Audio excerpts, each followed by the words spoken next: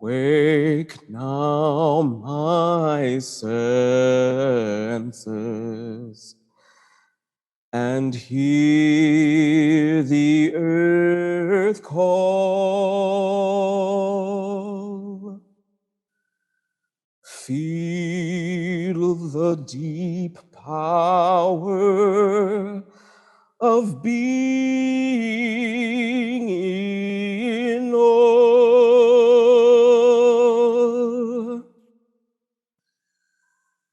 Keep with the web of creation your vow,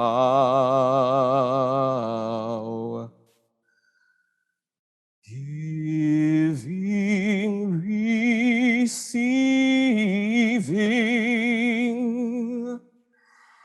as love shows us how.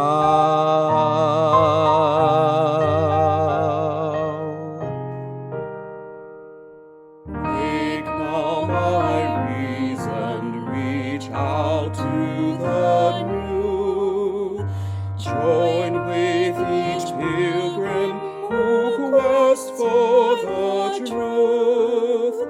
Honor the beauty and wisdom of time. Suffer thy limit and praise the sublime. Wake now, compassion, give heed to the cry. Voices of suffering fill the wide sky. Take as your neighbor, both stranger and friend, praying and striving their hardship to end. Wake now, my conscience,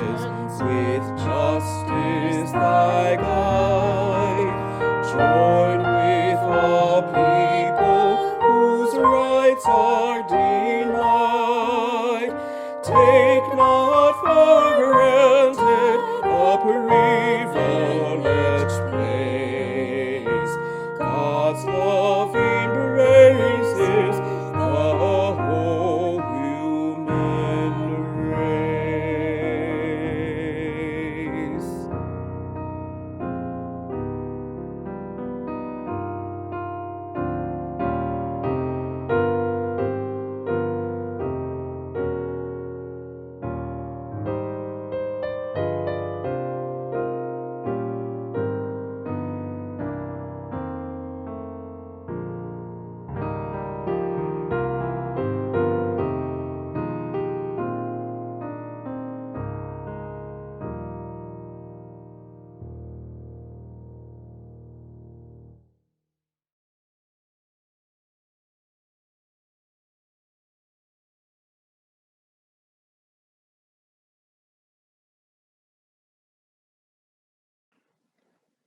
Good afternoon.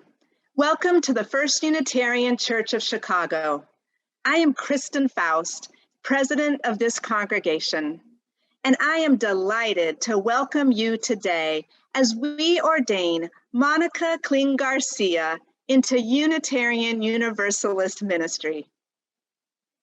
The First Unitarian Church of Chicago resides on the traditional homelands of the Three Fires people, Ojibwe, Ottawa, and the Potawatomi.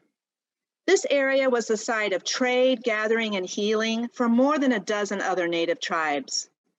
We gather on this land as a Unitarian Universalist congregation, a community of children, youth, and adults, a people of many beliefs and traditions, bound not by the specific list of things we believe, but the values we share and the mission to grow our souls and heal the world. Whether you are joining us online for the first time, or you've worshiped with us thousands of times, you are welcome here. Whether you believe in God some of the time, all of the time, or none of the time, you are welcome here. We are a people of many races and beliefs. We are a people of many genders and sexual orientations. All of you is sacred. All of you is welcome. You belong here. Today is our first multi-platform worship service. We welcome all who are joining us on Zoom and in person. In the sanctuary, Monica is joined by family members, the Board of Trustees, Monica's lay committee, and ordination volunteers. Just a small part of the larger community celebrating today online. Feel free to type in the chat your well wishes to Monica to read after the ordination. I invite you now to be present to this moment. Let us enter together into this joyous celebration of ministry.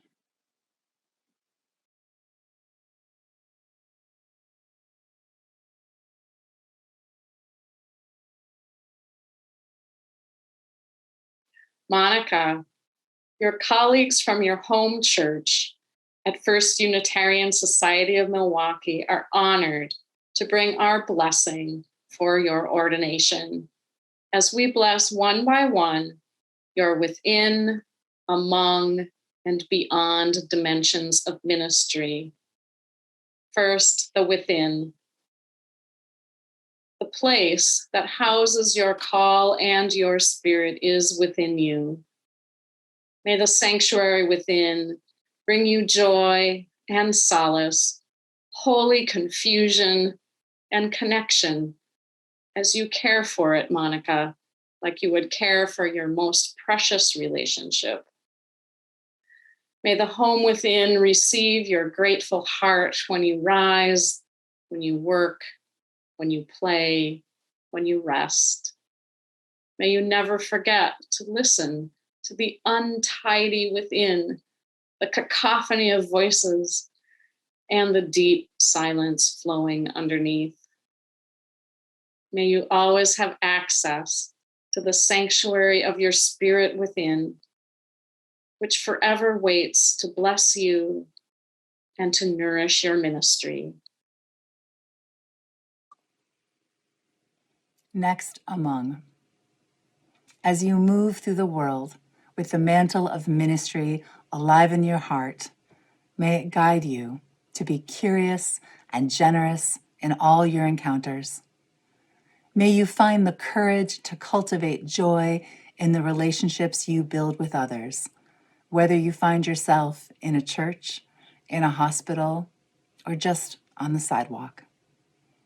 May you remember that listening, deep breaths, and a sense of humor are tools that can create connection in the world, even in conflict. Monica, may you know that your presence alone has the power to be a harbinger of hope, and rest in that grace.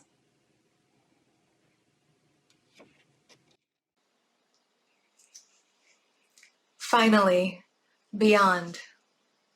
Monica, may you know the joy and the pain of the wider world. May you remember the people and the beings beyond the boundaries of your own knowing and feel your connections to them. May those connections reach you and teach you every day to act with justice and love for all that is. May you be regularly invited out of the comfort of your own knowing and into relationship in ways that build your soul and your work. May the beyond be present in your ministry, in hope, in curiosity, in lure, in teacher, and ultimately as a companion. May it be so.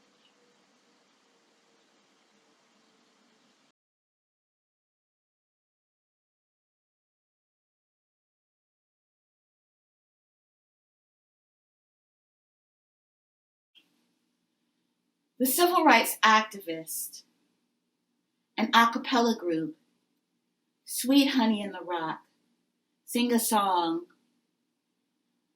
that says, we all, every one of us, have to go home again. When I hear the song, I think about Monica, because Monica makes home for everyone, wherever they are. Monica embodies home in the way that they invite people in. Monica embodies home in the way that they bring their full selves to everything that they do. Monica embodies home in the way that they love people, no matter who they are. When I think of Monica, I think of the trees that grow deepest in the forest, the trees that have been there forever, the trees that grow witnessed and unwitnessed, the trees that provide shade for anyone who is so lucky and blessed to find them. Monica, you have provided me shade and rest. And for so many others, you have provided home and love. And for so many others, you have provided a way to come home again. Your ministry is so full of places and spaces of home and connection and love and blessedness. And Unitarian Universalism is so deeply blessed by you. We light this chalice today knowing that home is with you, knowing that home is a tree that grows in a forest with arms that stretch wide open as yours stretch wide open, knowing that home is a tree that embraces all, that just like that child that was so small in kindergarten that had a love of Martin Luther King Jr. and not only loved, but grew and knew to continue to grow and learn grew and learned and flourished. We know that home and that tree and you are where we need to be. We light this chalice, Monica, for you on your day of your ordination. This faith is forever blessed by your ministry.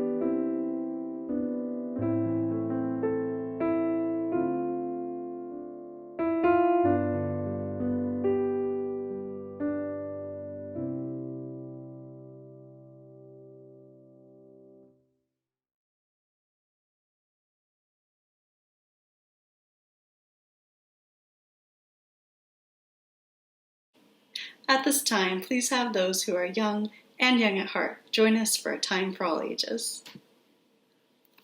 Thank you. This morning's story, Old Turtle, is a lovely tale. It's the kind of story in which we will each find our own lessons, and it's also one of Monica's favorites. Today, it reminds me that while each of us has our own answers to life's biggest questions, sometimes it takes a quiet but sure voice to remind us that in each of our own different truths is a kernel of that which is transcendent that unites us.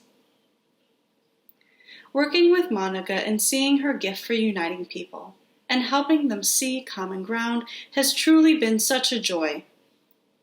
And it is with that joy in my heart that I share today's story, Old Turtle.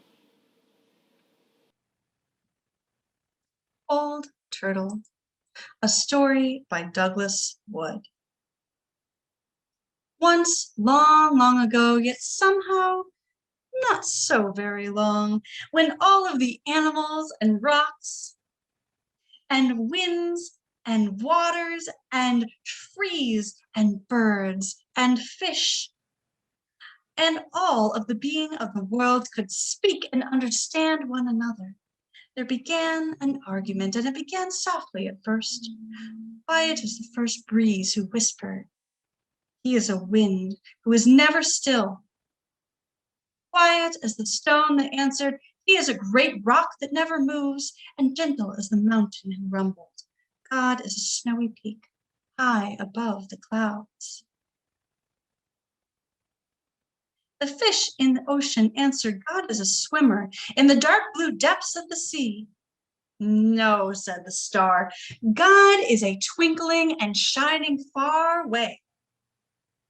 No, replied the ant. God is a sound and a smell and a feeling who is very, very close. God, said the antelope, is a runner who is free and swift, who loves to leap and race with the wind.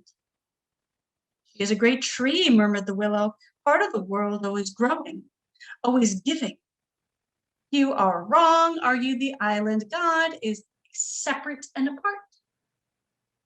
God is like the smiling, shining sun, far above all things, said the blue sky. No, he is a river who flows to the very heart of all things, thundered the little waterfall.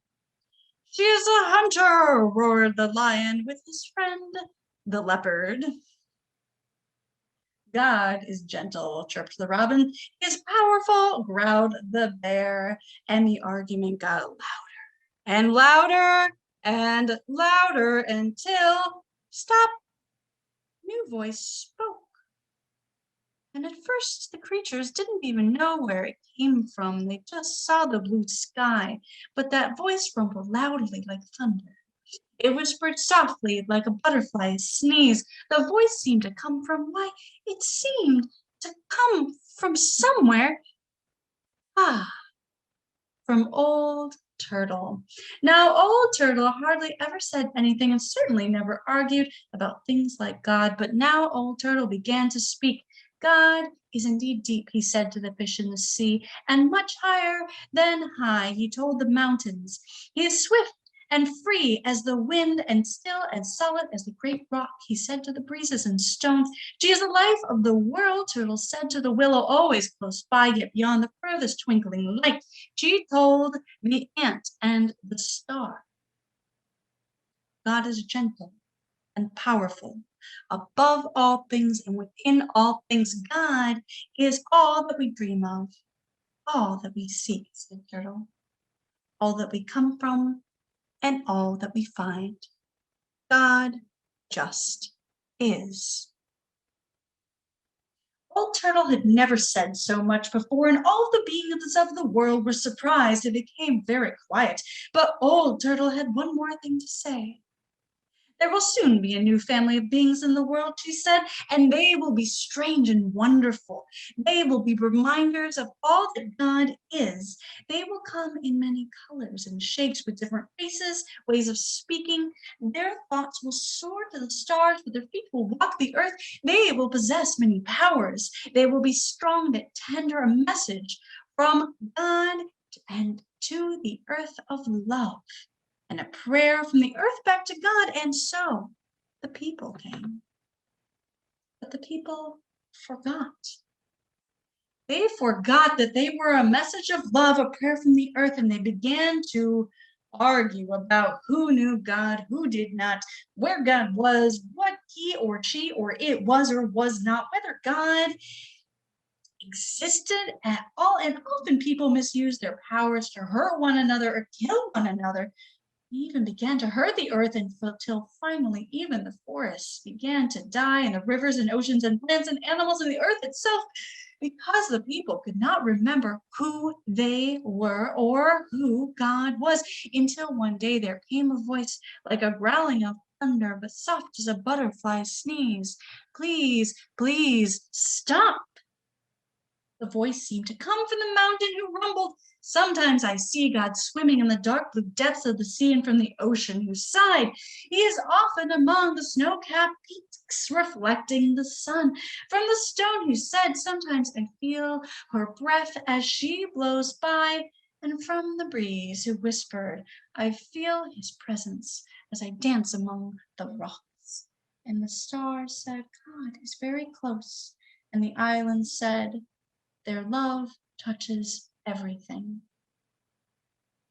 And after a long, lonesome, scary time, the people listened and began to hear and simply to see God in one another and in all of the beauty of the earth. And Old Turtle smiled, and so did God.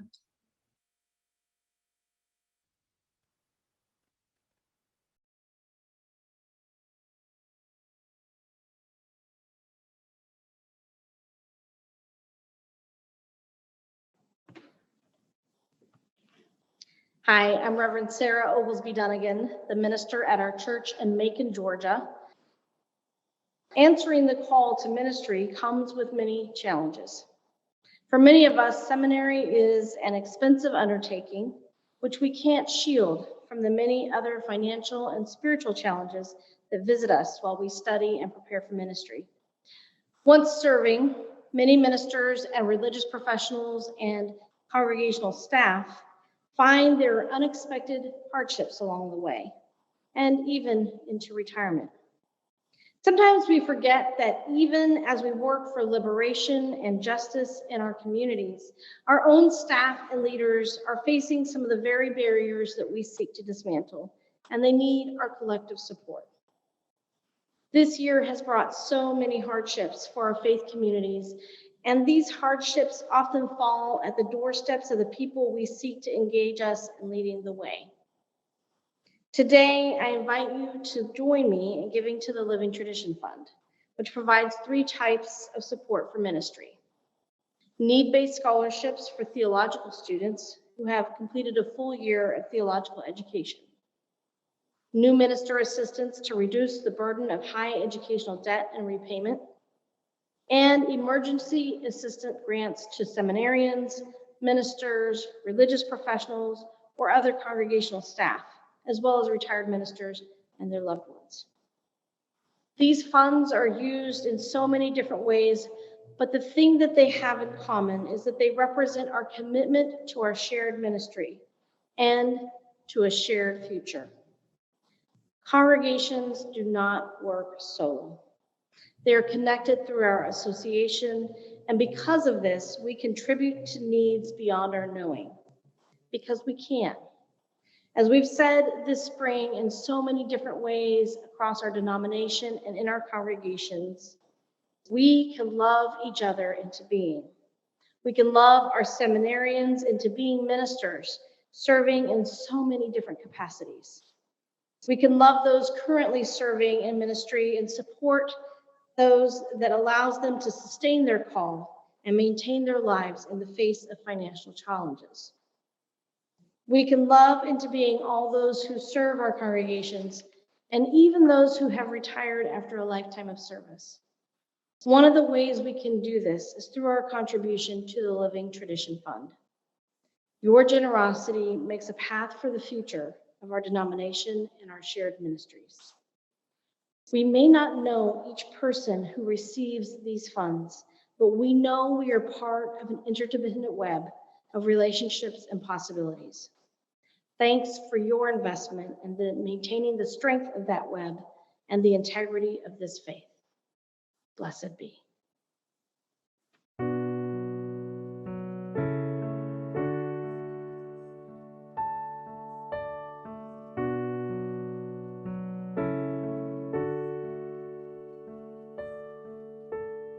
This is the sound of one voice, one spirit, one voice, the sound of one who makes a choice. This is the sound of one voice. This is the sound of one.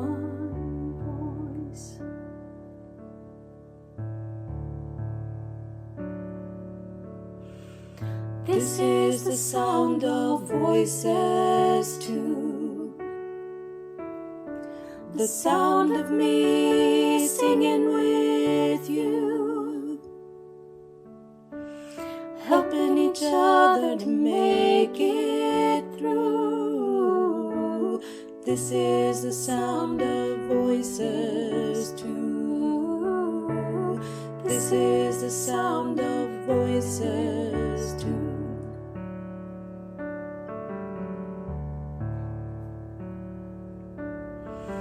This is the sound of voices three, singing together in harmony, surrendering to the mystery. This is the sound sound of voices three. This is the sound of voices three.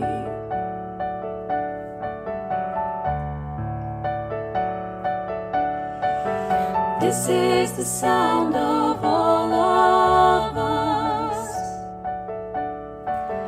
singing with love and the will to trust.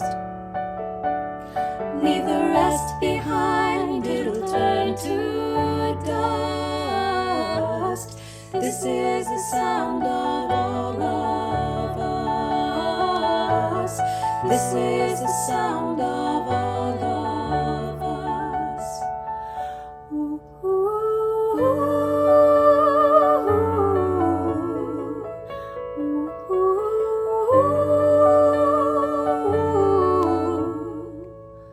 ooh.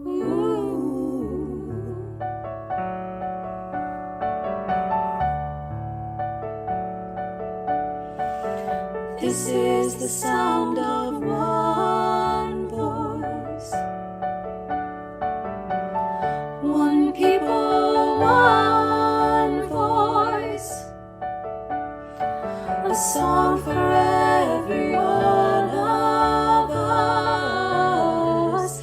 This is the sound of one voice. This is the sound of one voice.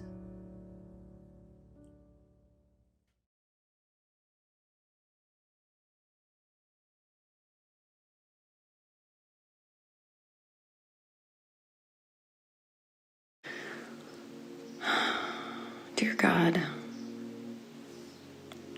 what do you say for an ordination? How do you pray for a ministry? How do we bless one who is off to bless the world? How can we as a community, separated in space, share the beating of our hearts for the miracle that is Monica's call to Unitarian Universalist ministry? I suspect we should breathe. Let's take a deep breath in and hold it.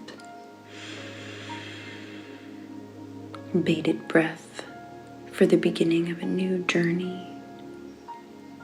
Exhale loudly, like a sigh, releasing the tension we are all carrying. Keep exhaling until you must breathe in again.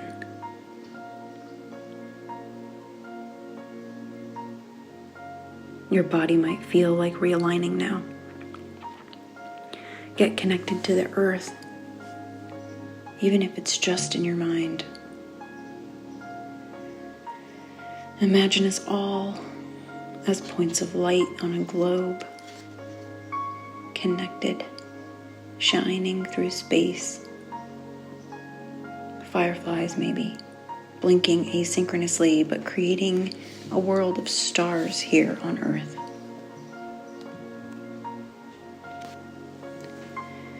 What is the difference between a prayer and a poem? A wish and a desire, a blessing and a space to rest between the days ahead. What is the difference between ministry and a life well lived? Is it intentionality, community, authority, leadership? Prayers often have a specific audience, I suppose, God or goddess or inner self, universe, community, spirit of life and love. I pray to creativity. I pray to the willow in the backyard. Her resurrection is more miraculous to me than I can explain. I can see where their wood, once gray with death, is now brown again with life, resuscitation. We all need that strength now to pull the water up and in, rehydrate and regrow our breaking limbs. We dug up her roots and removed the burlap sack and offered water right to the source. It took weeks after that. It wasn't until I trimmed off almost the entire tree that the rebirth could happen. This is a miracle known to all gardeners, I suppose, but this was my first experience bringing a plant back from the brink. There will be a lot of first miracles in this life. That's not in question. The question is, will you notice? My conclusion is a prayer and a poem are the same thing.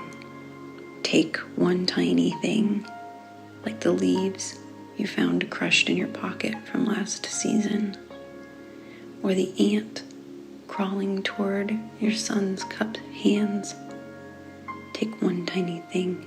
A poem is just a moment made sacred by your noticing. The same can be said for a ministry, a life made holy by your tending and care, relationships made sacred by our decisions to unbind the roots, water and feed the soil, trim away the dead parts, and watch love find new ways to grow.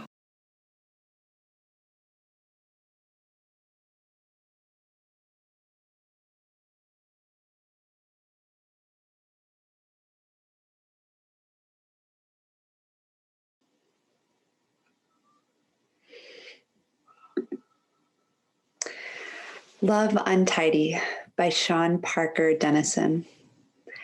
Mine was not a still, small voice. Mine was a shout and a shiver, a restlessness that made me want to move and make everything new.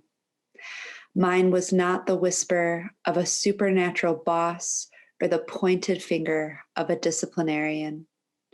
Mine was the crooked smile of another's recognition, the knowing look of someone who heard it too. Mine was barely mentioned the need for seriousness or solemnity, and instead filled me with joy so strong I had to start working out to hold it. Mine didn't instruct me on what to wear or insist my shoes be too tight. Mine told me about the time Jesus had a bad hair day because he was too busy calming the storm to care.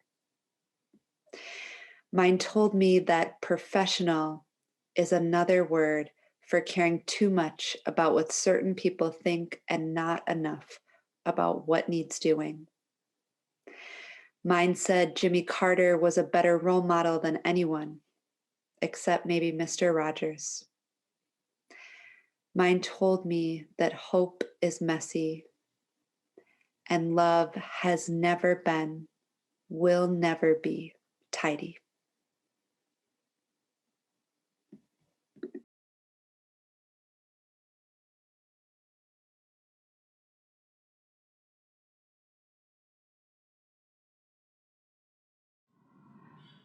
So, just a couple of months after I started my first job in parish ministry, which was, in fact, when I was only just a teensy bit past the graduation Monica just celebrated at Meadville Lombard Theological School, somebody had the good sense to poll the children and youth religious education program in that congregation that I served to ask exactly how they felt about me, their new minister. Some of the children wrote down their ideas. They put them in a beautiful scrapbook for me, one of the scraps of which is still posted on my refrigerator right now, 18 years later. In scrawling third grader handwriting, it says, "I like the new minister.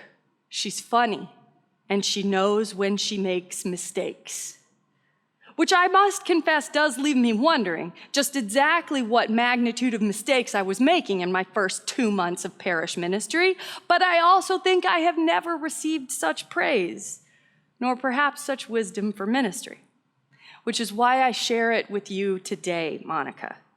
It sits there on my fridge as this constant reminder of the dual importance of playfulness and humility.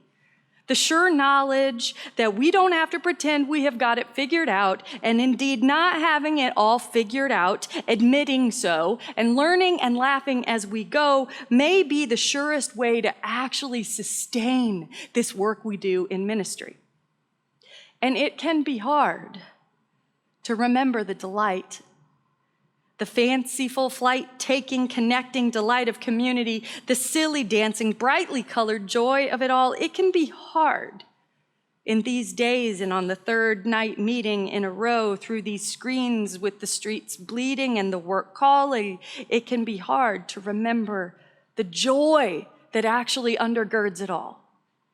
Sometimes we are so busy in our congregations and in our ministries, in all of their various contexts. Sometimes we are so busy trying to do things right and be right and manage it all that the joy just seeps out and we find ourselves together yet apart in communities more boring than beloved, both less messy and less beautiful than they could be, than they must be in the generations to come.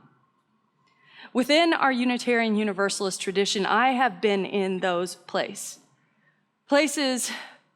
more boring and less beautiful than they could be.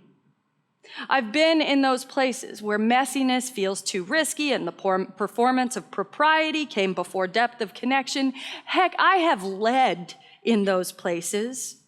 And I remember once, in such a moment, being knocked off balance in the most wonderful and unexpected way. It was some years ago when I was at a UU program that we had planned for months. Representatives from 16 of the most vibrant congregations in our whole Unitarian Universalist Association were gathered together in a perfectly unspectacular hotel ballroom for the kickoff conference of a program about congregational growth and vitality. We were on the second day of our conference, all of us dutifully lined up in our straight rows of cushioned conference center chairs for afternoon worship. An array of paisley amoebas swam gently beneath us across the ocean of hotel ballroom carpet. There was general low-key mingling in the hallways between meetings, subtle little cheek kisses among those who knew each other reasonably well, as people did in the before days, along with the sort of mildly awkward conversation that sizes up how everybody else is doing at whatever it is you're there at that conference to discuss. You get enough UU church growth and vitality experts in one room and you can probably guess the overall tone and tenor of the conversation. And how are you disrupting patterns in your stewardship drive? How long do your board meetings go? And what's your curriculum for small group ministry? That sort of thing, all of which is super important, all of which is wholly worthwhile, if in fact a little bit forced and a whole lot buttoned up, and maybe even a tad show-offy. You folks getting together to share best practices and figure out how to do what we do better. All of us kind of nervous that somebody else in that room is going to catch us preening when we don't really know what we're talking about. And anyway, there we are. We're all gathered up that afternoon for worship, again, pretty typical, all good stuff, straight rows of chairs, a reading from a mystical poet, perhaps Rumi, a hymn sung with a reverent admixture of spirit and boredom. We were partway through Spirit of life. Well, all of a sudden, through the paper-thin walls of that conference center room partition, a wall of sound burst in upon our well-behaved hymn singing decorum so loud it was practically a heartbeat wrapping us all up in itself, an entity that had taken on its own existence. Bounding beat by beat into the conference center room. It was music, blaring so loud we could feel it in the back of our teeth. And that song I do remember, blazing over Spirit of Life. I'm on the edge of glory, yeah, blah, blah, blah. That, you know that? It was Lady Gaga. It was Lady Gaga blasting with the dial up to 11 in the conference room next door. Interrupted only by some indecipherable, perky banter from a distant microphone and explosive cheers of joy and delight. Picture that. I'm on the edge, talk, talk, talk, yeah! Repeated over and over in a cycle while we sat there in our chairs contemplating Rumi and doing our very best to sing a little louder from the gray hymnal. Our tidy party had been crashed by a wall of sound, because it turns out that the conference next door to the worship on growth and vitality and UU congregations was a regional gathering of Avon ladies. And it turns out that the Avon ladies were one hell of a lot happier to be together with one another than the Unitarian Universalists from 16 of our most vibrant growing congregations. Throughout the next 2 days, we talked about how worship should be alive with energy, about how music should pulse with passion and programs should touch the soul. We talked about these things, and on occasion we tried to preach about them and think about them and strategize toward them, all the while entirely drowned out by the sheer exuberance and pulsating joy of the Avon ladies in the room next door. While we talked, those people straight partied. They wore pink feather boas at 8 in the morning. They hugged each other with so much gusto. They were swept off their feet. They, I kid you not, hung a giant banner that said simply the word believe in the front of their room, right where the screen for PowerPoint presentations hung in ours. And when it was time for happy hour, I tell you, the Avon ladies flat threw it down. They were nothing if not messy. And the music director at our conference threatened to defect altogether. We did our best. God's honest truth, I can honestly say that the table I sat at was the most poorly behaved table at the entire UU conference on growth and vitality, about which I am very proud. But the truth is that there were some among we Unitarian Universalists who said some rather sharply worded things about the Avon ladies, interrupting our focused deliberations about how to grow the faith of our time. Others of us walked away wondering at the great gulf between the Avon ladies and the Unitarian Universalists. The ones who were gathered to sell lip gloss, problematic gender assumptions, and impossible beauty standards, and us. The ones who were gathering to encourage one another to love the hell out of the world.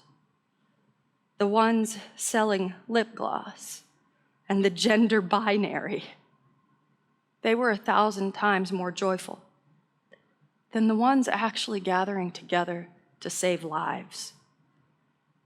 The Avon ladies, they had it all over us when it came to joy. And even though I am a theologian who writes of the power and necessity of collective lament, what I am really asking in every platform I am given is that we progressive religious people have the courage to actually feel things, to craft liturgies and experiences among ourselves that touch something more commanding than the lukewarm proclamations of upper middle class, white dominant, heteronormative respectability. I am asking us to feel things beyond the boundaries so often put on our emotions and our experience. What I'm asking is that we risk feeling something altogether authentic and untidy and unformed, a love that is deeper than the polite performance of respectability. So often, it feels like we progressive religious folks, especially those of us gathered in predominantly white spaces, so often it feels like we are stuck just on the near side of some cathartic breakthrough with our small flames and our tame choral anthems. We're edging closer and closer to the pulling beat that might take us somewhere other than our thoughts and theories, but we cannot make the leap. And yet authors and activists, both within and beyond the liberal religious tradition, are challenging us to return again to the commanding joy that is supposed to pulse beneath this life-saving work of ours. As that sage of embodied activism, Adrienne Marie Brown, has put it, I am learning how to be happy in most conditions. I am learning how to return to happiness even when walking with grief, rage, and overwhelm. I am learning how to protect my happiness from those who cannot find theirs and cultivate mutual happiness by sharing it even when it seems in such limited supply. As Matthew's gospel reminds us, where 2 or 3 are gathered in my name, there I am in the midst of you. There is love in the midst of us. There is joy in life and challenge in all sorts of untidy things. Right here in the midst where we find each other, not just in the curated and sanitized places where we perform faith, in every single corner of the world where we are drawn together by high purpose, when strategies for success are never allowed to be more important than the lived experience of love. The great romantic poet D.H. Lawrence once said that time is supposed to run differently on Sunday morning. On the Sabbath, the whole world changes when we set aside a day for the holy. He called it a Sunday world. And he wrote of a Sunday morning when a gladness seemed to burst, a feeling of great freedom. The whole world was for 24 hours put back, and only the Sunday world existed, a strange, undefined place where the spirit could wander in dreams, unassailed. What more could we want from our congregations than that? A place to really feel things. A place where the spirit can wander in dreams unassailed and unedited. A strange and undefined place where the heart can soar and for a moment our pain exists alongside exaltation. In the ministry we share, joy surprises us where we never thought we would find it. In boring things, in broken things, in early mornings and late nights, in airport waiting rooms and hotel conference rooms and picket lines, and sometimes when we are very lucky, in sanctuaries where we sit in orderly rows and sing together. And then we find ourselves dizzy with gratitude before a world where beauty has been patiently waiting right in front of us while we tried so very hard to find it somewhere else. May we be untidy in our gratitude and in our love for each other and for the work that we share. May we crank up the music from time to time. May we dance. May we take delight in one another. May we bear witness to this life just as it is.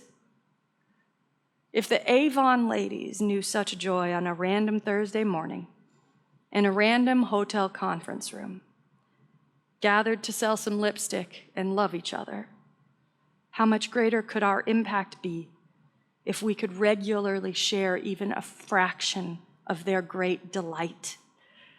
They were positively, messily undone by the chance to be each other's people.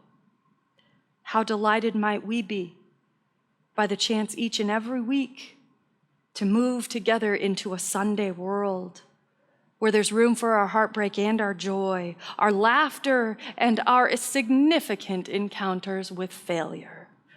A time when we let each other shine a bit more brightly, fail a bit more boldly, and love our way messily into a brand new dawn. Monica, my challenge to you, my gift, is an invitation to stay funny, to know when you make mistakes, at least as often as possible, to believe in something bigger than yourself, and to know deep in your bones that there is joy suffusing the sacred struggles of ministry. All of our untidy, messy, beautiful, and big-spirited love goes with you on the way.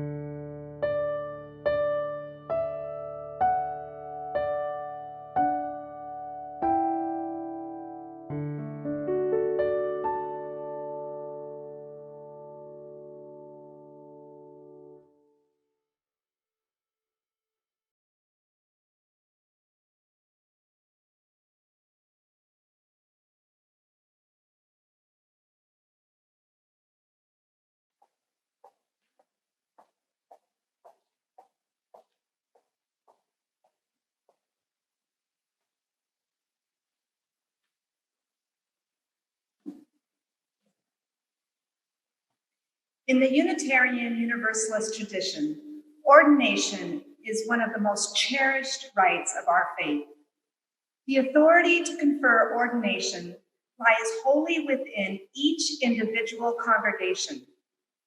It is an especially profound and joyous occasion for a congregation to recognize one who has answered the call to ministry as their life's work. The act of ordination bestows the authority of religious leadership, the title of reverend, and the privilege to wear a stole.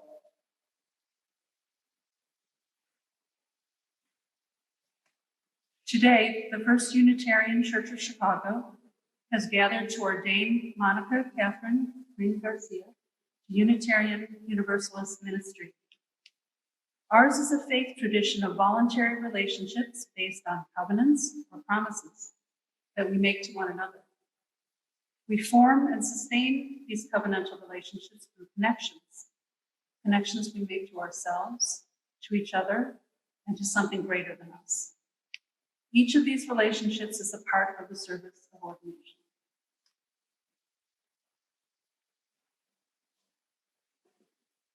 Monica, you have prepared yourself with academic study, theological reflection, spiritual practice, clinical pastoral education, and service to our congregation.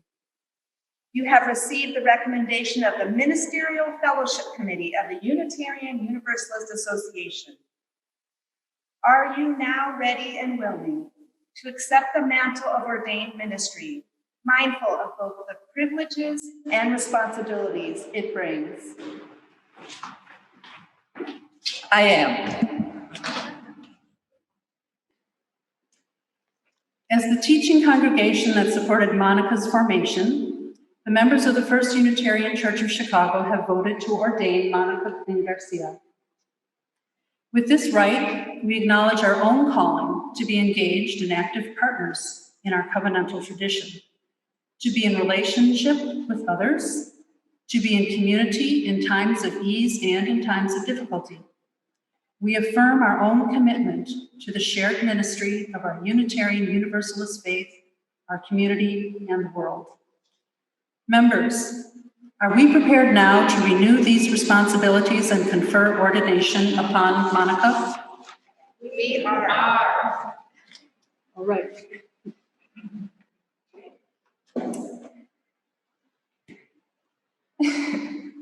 By the authority granted by our living tradition, we, the members of the First Unitarian Church of Chicago, joyfully ordain you, the Reverend Monica Kling-Garcia, into the Unitarian Universalist ministry. Will the members of the First Unitarian Church of Chicago please raise your hands as you are able, in body and spirit, in affirmation of this ordination? Monica, wherever you are called to serve, we charge you to speak the truth in freedom and in love, to minister with compassion to joys and sorrows, and to promote the inherent worth and dignity of every person. We promise to support you in all the ways that we can throughout your ministry.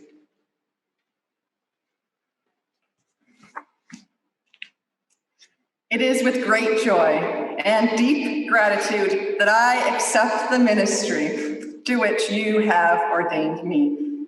Mindful of the immense privileges and responsibilities of ministry, I promise to minister with love, compassion, authenticity, and joy in service to our Unitarian Universalist faith. I know, like those who have come before me, that all ministry is shared ministry, and I cannot do this work alone. I ask for your love and support as I take up this ministry. Will Monica's family, friends, and colleagues please raise your hands as you are able, in body and spirit, in affirmation of this ordination? We all say the next part. Monica, many of us have witnessed, supported, and accompanied you as you have done the hard work of preparing for this day. With joy and pride, we affirm this ordination and offer our blessings on your ministry. As you go forth, know that our continued support and love goes with you wherever you're calling you to be. Everybody again, we celebrate you now as a Unitarian Universalist minister and affirm your ordination as the Reverend Monica Kling-Garcia. May your ministry be a transformative force for love and justice in this world.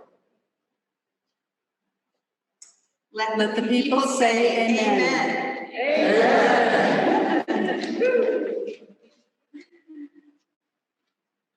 I'd now like to call forward the lay members of the Ministerial Intern Support Team for the exchange of gifts.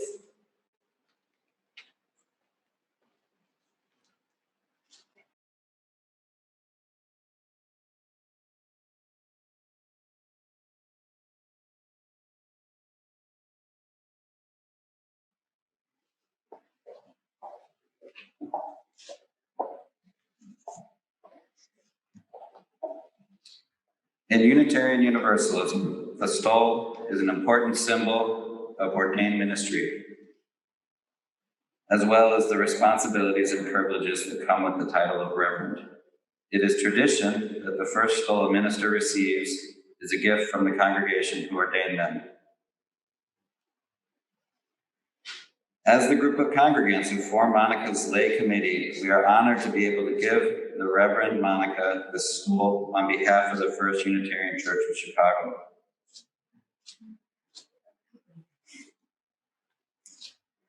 This stole was designed and crafted by local Hyde Park artist Leslie Travis and has many elements that are symbolic to Monica. The design of the stole is based on the stained glass windows that can be found in this sanctuary. This particular design not only keeps the beautiful sanctuary close, but is a tribute to our late member and church textile artist, Cindy Pardo, who drew inspiration from this building for her own stoles. Some of the white portions of the stole are made from Monica's baptism gown, honoring Monica's Catholic upbringing and family. And lastly, hidden throughout the stole is a small pink thread, which was part of a new student's ritual Monica was part of at the beginning of seminary, keeping me-built friends and colleagues close to their heart.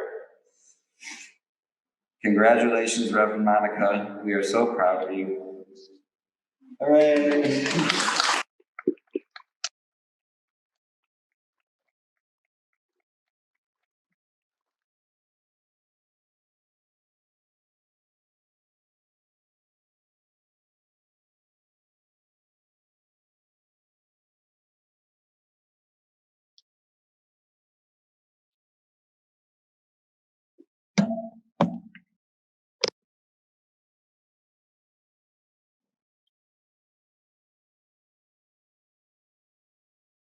The laying on of hands is an ancient ritual throughout religious traditions of the world. As Unitarian Universalists, we are descended from the traditions of the ancient Hebrews and the successive millennia of the Church Universal. In our Unitarian Universalist tradition, the laying on of hands is done by the people, where the assembled congregation is our highest ecclesiastical authority. The laying on of hands is a way of invoking the spirit of life, that which gives us breath, that moves through and beyond us, very life itself.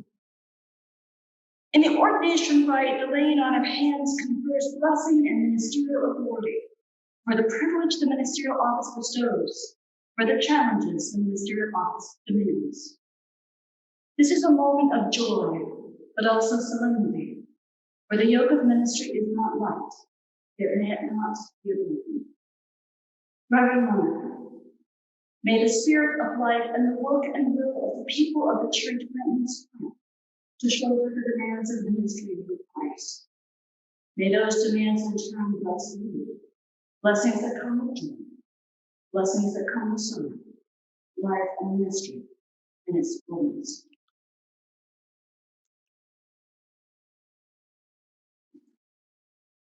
I invite Reverend Monica's family to come forward and place your right hand on Monica in blessing.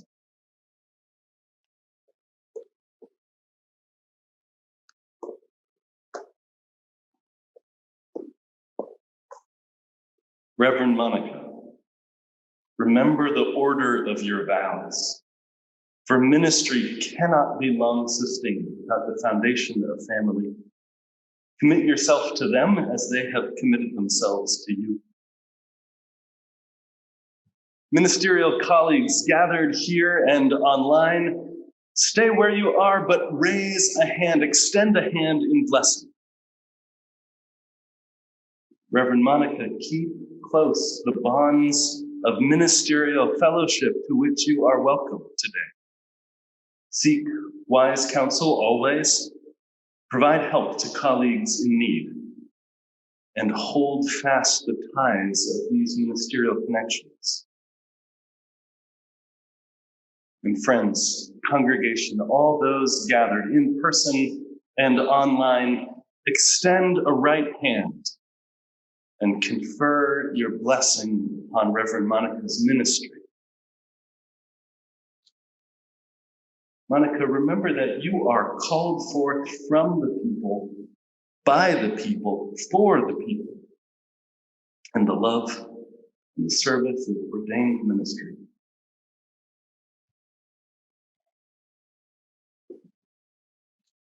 Let us pray. Spirit of love and life, known by many names, God, the human spirit, very life itself, that which moves among and beyond us. Reverend Monica has been ordained to the ministry of the church by the people of the church. Spirit of life, bestow on Reverend Monica your strength and the power of the freely gathered church.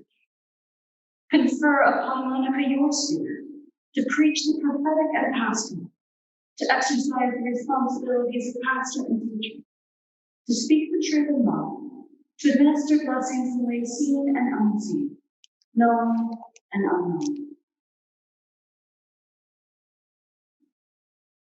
Spirit of life, strengthen Reverend Monica in days of trouble.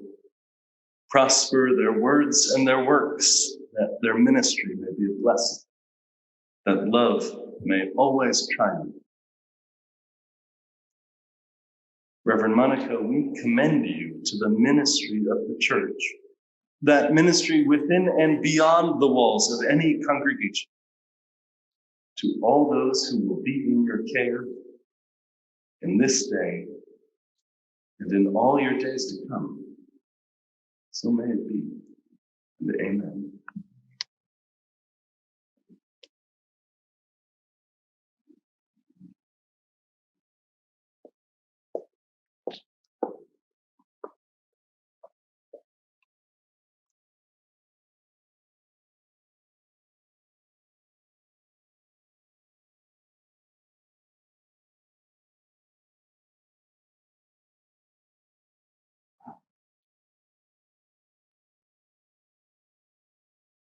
The Reverend Monica Kling-Garcia. It gives me such a thrill to say that.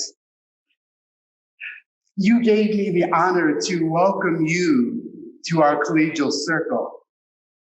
And as I reflected, it's kind of an odd thing because you are already a part of our circle.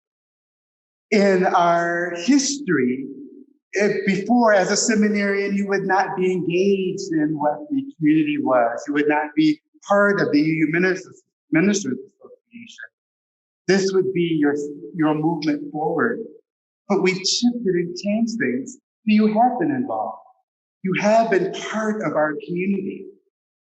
And so I think the welcome here is that we welcome you as a seminarian, but now we get to welcome you as a priest. That the transformation has happened. You have moved into a new way of being, living more into that call deep within within you.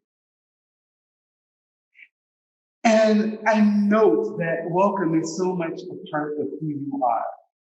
As I listened in the conversation in the roving room before, I heard stories after story of how you welcome people into the meeting. And I offer that same level of welcome to you.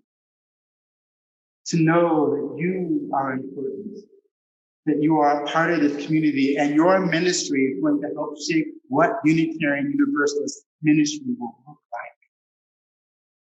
Just a few weeks ago, the UU Ministers Association voted to add new language to our bylaws, which adds the purpose, Unitarian Universalist Ministers Association, calling forth courageous and transformative ministry, empowered by love, committed to collective liberation, because we need one another. That is what this welcome is. Ministry can be isolating. We can be find ourselves in places where we are alone. And it is this collegial community, this connection that helps us remember that there are others who have traveled this path before. And so as your ministry takes shape, know that your colleagues are here for you. When you have more to do than hours in the day, we are here for you. When things drop and slip through the cracks, goes wrong in extraordinary ways, we are here for you.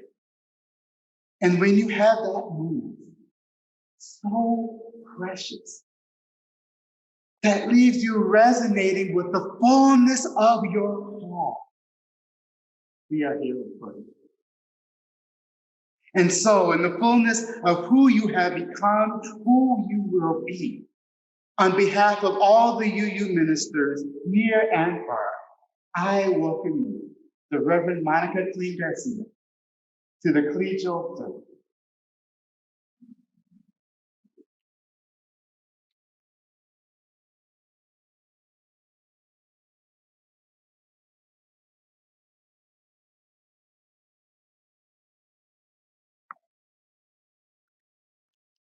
So, Reverend Monica, my charge to you today is probably not surprisingly fairly short and to the point. Don't get stuck. Don't get indifferent. Don't forget home and stay true to yourself. Don't get stuck. So this call to ordain Unitarian Universalist ministry is incredible in so many ways. It is dynamic, evolving, changing. Don't get stuck. Continue growing and learning as well, and changing. Explore, try new things. As we've already heard, there's a theme here, make mistakes. Also learn from mistakes. And you already know you need to learn from your mistakes. And as I believe you remember me probably talking about before, I've said this, we don't have enough time in this life for us to only learn from our own mistakes. We also have to learn from other people's mistakes. So stay in community so that you can also learn from other people's mistakes. And when you mess up, which you will, apologize. Apologize for real and work to get back in relationship. Don't be indifferent. So I recently read a modern translation of Deuteronomy chapter 22, verses 1 through 4. And that translation was, you must not remain indifferent. Now, I know you're engaged and determined to make a difference in the world. I also know that after a while, it can become tempting to disengage. Don't be indifferent.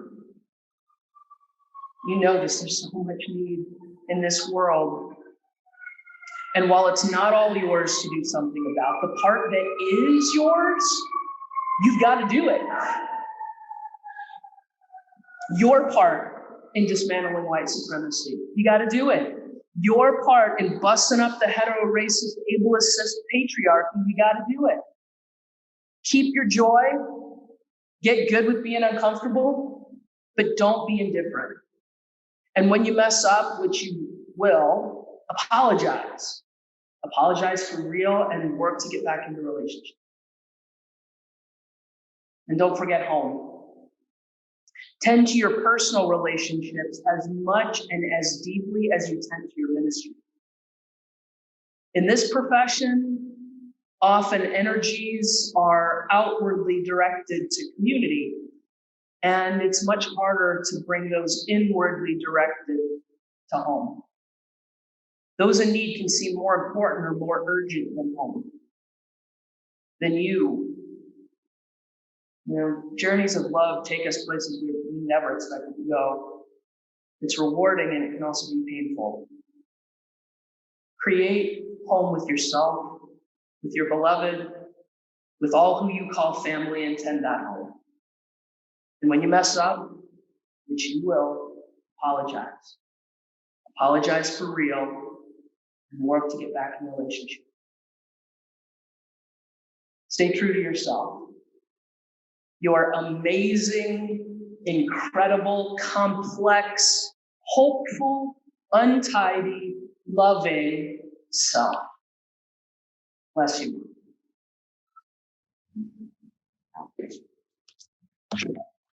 It's the hug. Hold up your hand and feel force.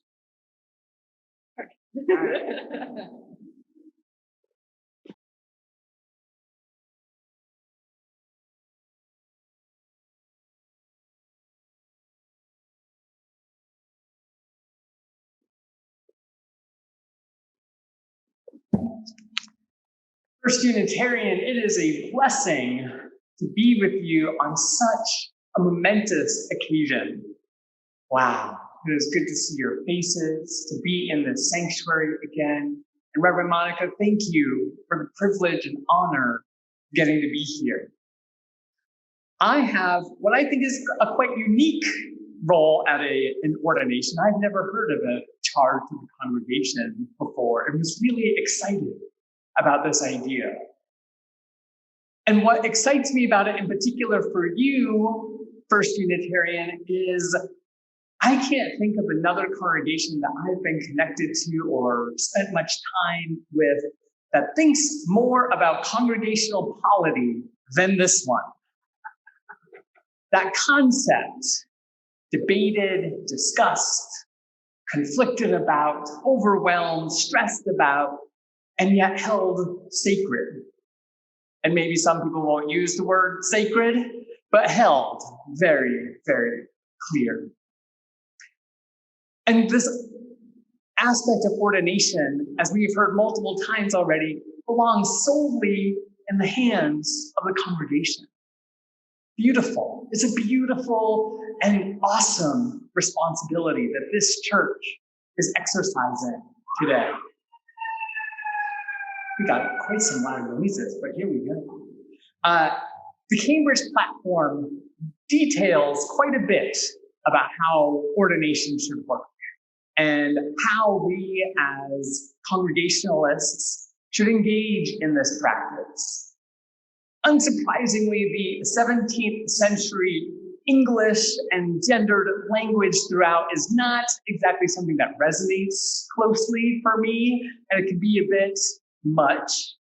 And so I don't want to read, also the entire thing is very long, so I'm not going to read all of that, but I do for you want to read a piece in its original language. And this is from chapter 9, section 2 of the Cambridge platform. In so much as elders are commanded to feed not all flocks, but that flock which it is committed to their faith and trust and dependence upon them, nor can constant residence at one congregation be necessary for a minister, no, nor lawful, if he be not a minister to one congregation only, but to the church universal, because he may not attend one part only of the church, whereunto he is a minister, but he is called unto all the flock.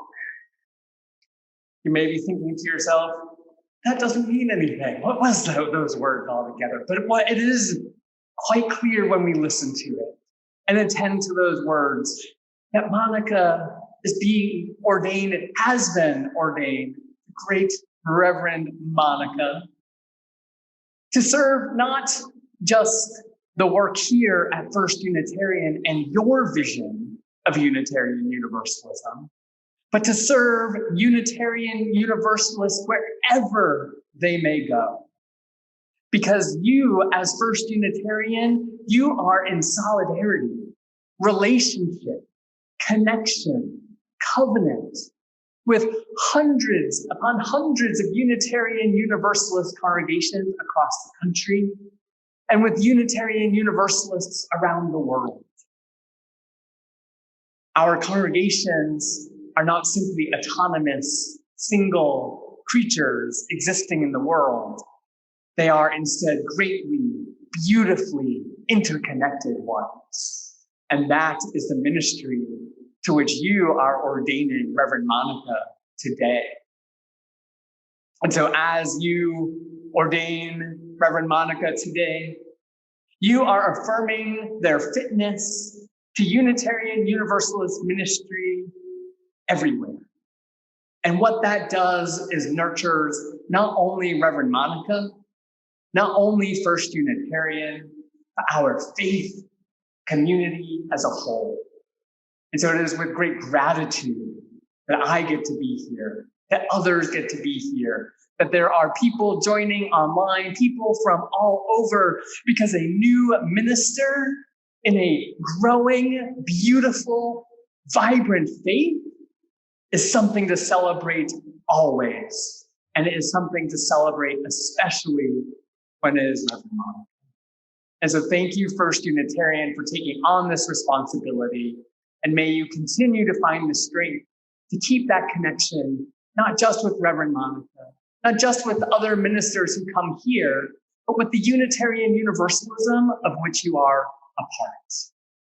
Blessings to you all, and blessings to you, Reverend Monica.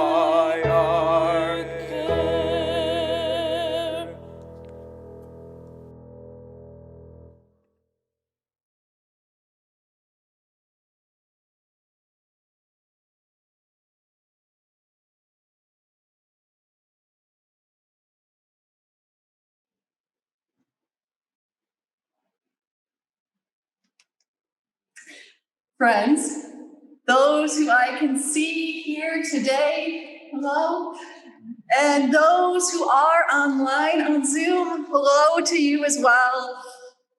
Let us leave this space today with a clear vision of what our shared ministry is. Love, care, and seeking justice. This past year has shown us all how important it is to be in community together, how interconnected our well-being is to one another. Now, in this multi-platform ordination that is a testament to the times, I'm grateful for how interconnected we all are to each other and that I am to all of you. How, as I go forth, I will always have the love and support of this broad community woven into the fabric of my ministry. As has been said before by other ministers from this pulpit, our worship has ended, but our service begins. Go forth and be a blessing.